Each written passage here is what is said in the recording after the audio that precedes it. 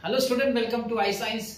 तो मिशन एमएससीटी 2025 का जो मेरा संडे सीरीज है, जहां पे मैं आपको गाइडेंस देता हूं कि किस तरीके से ऐसा क्या करें कि जिससे आपका एंट्रेंस एग्जाम जो आप दे रहे 2025 में, उसमें आपका अच्छा स्कोर आ जाए, अच्छा परसेंटाइल आए। अभी उसी का सीरीज में आज का संडे सीरीज, आज का जो संडे का टॉपिक आपने देखा होगा, आप ये बहुत सरप्राइज हो जाएंगे ये तो सुन के कि कैसे हो सकता है ये चीज, कैसे बिना एक भी एमसीक्यू सॉल्व किए कोई स्टूडेंट 90 परसेंटाइल, मैं 90 बोल रहा हूं, मैं 99 या 95 नहीं बोल रहा हूं, 90 परसेंटाइल प्लस ला सकता है बिना एक भी एमसीक्यू प्रैक्टिस या सॉल्व किए। ये कोई नहीं बताएगा। क्यों नहीं बताएगा? अगर नहीं, इसका कारण एक ही है कि अगर बता देंगे तो फिर बुक्स जो बनती है वो कैसे बिकेगी, क्लासेस जो इस पे चलते हैं वो कैसे चलेंगे, है कि नहीं।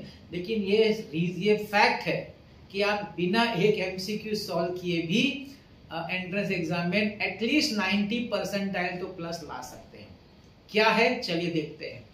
तो ऐसा है कि देखिए, सबसे पहले हमको क्या करना है, जैसे मैं पीसीएम की बात करूं तो हमको क्या करना है कि हमने फिजिक्स का एक चैप्टर ले लिया, let's say rotational dynamics.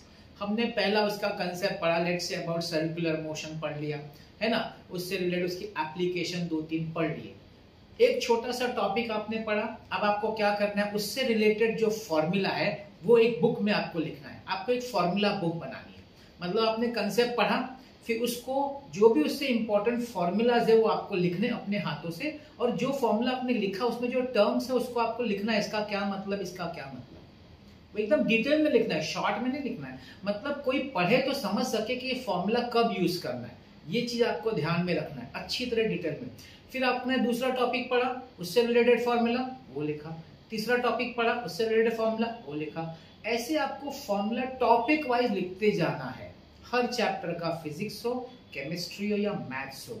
Formula लिखने के लिए अगर आपको हेल्प चाहिए तो आपके क्लासेस में आपको फॉर्मूला बुक दिया गया होगा, ऑनलाइन में भी देते हैं।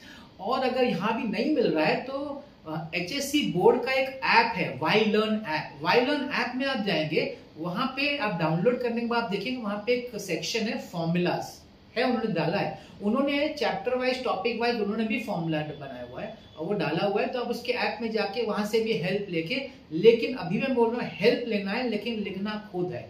आपको अपने हाथों से फॉर्म, क्योंकि जब आप लिखेंगे तो आप समझेंगे ना हर एक टर्म का मतलब क्या है, इसका क्या मतलब है। तो जब आप उसको रीड करेंगे तो आपको समझ में आएगा। तो कंसेप्ट रीड करना है, फिर उसका फॉर्मूला लिखना है। कंसेप्ट रीड करना है, फॉर्मूला लिखना है। और इसका क्या करना है, कंसेप्ट आपको समझना है, वो ध्यान रखिएगा। आपको समझ, अगर समझ में नहीं आ रहा है तो कोई वीडियो देख लीजिए वो कंसेप्ट समझने के लिए। आजकल तो बहुत वीडियोस है यूट्यूब पे, वीडियोस देख लीजिए, अपने टीचर से पूछ लीजिए कंसेप्ट। तो समझना है कंसेप्ट और फॉर्मूला लिखना है।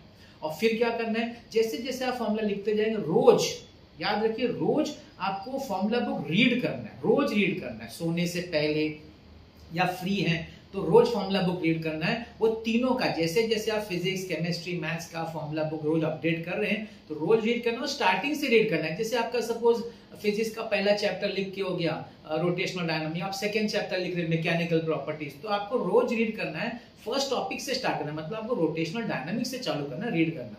रोटेशनल डायनामिक्स से चालू करना है, मैकेनिकल प्रॉपर्टीज, फिर मैकेनिकल हो गया, थर्ड चैप्टर पे आ गए तो फर्स्ट, सेकंड, थर्ड तीनों रीड करना है। मतलब समझ गए ना, आपको सिर्फ उस दिन का रीड नहीं करना है, स्टार्टिंग से रीड करना है, सिर्फ रीड करना है, लर्न करने की जरूरत नहीं है। ऐसे आप रोज करिए।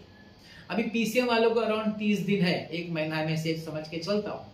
आप विश्वास नहीं करेंगे, आप ये, मैं बोलता हूं ना, अनबिलीवेबल थिंग है, लेकिन अगर आप ये काम कर लेना, कंसेप्ट को रीड करिए, समझिए, फॉर्मूला लिखिए उसका, फिर कंसेप्ट की फॉर्मूला बुक बनाइए अपना और उसको रोज रीड करिए, एक बार 2 बार, जब भी आप फ्री मिले। मैं तो बोलता हूँ टाइम तो हमको आजकल हमको पास टाइम है, तो रीड करते रहिए। फिर आपको एग्जाम के एक दिन पहले करना क्या है, वही फॉर्मूला बुक को वापस से जितने बार आप देख सके, रिवाइज कर सके, करना है।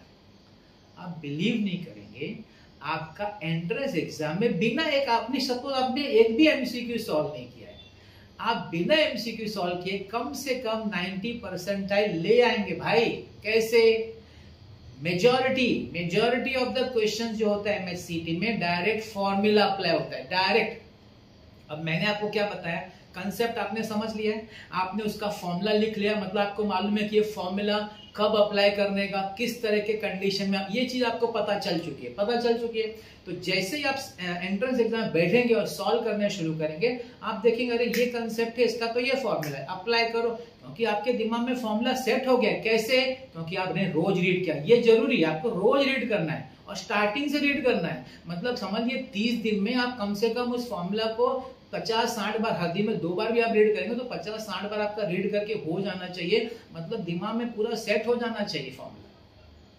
अब ये तो देखिए ये है तरीका बिना एमसीक्यू, लेकिन ये ऐसा है कि इसमें सिंसियरिटी चाहिए, है कि नहीं? सिंसियरिटी, हाँ, जो लोग का हो गया, जो लोग एमसीक्यूज भी कर रहे हैं उनके लिए मुझे कोई मना नहीं है, आप लोग करिए।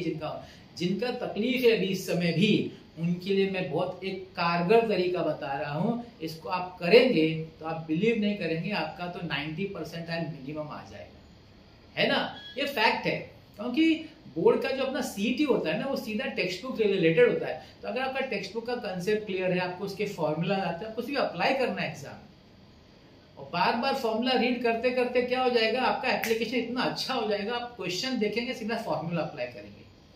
ठीक है, इसको ट्राई करके देखिए, आज से शुरू करिए। अगर आपका कुछ आपका खास अगर हुआ नहीं है, अगर आप आज भी स्ट्रेस में, टेंशन में, तो ये स्टार्ट करके देखिए, आपको बहुत फायदा।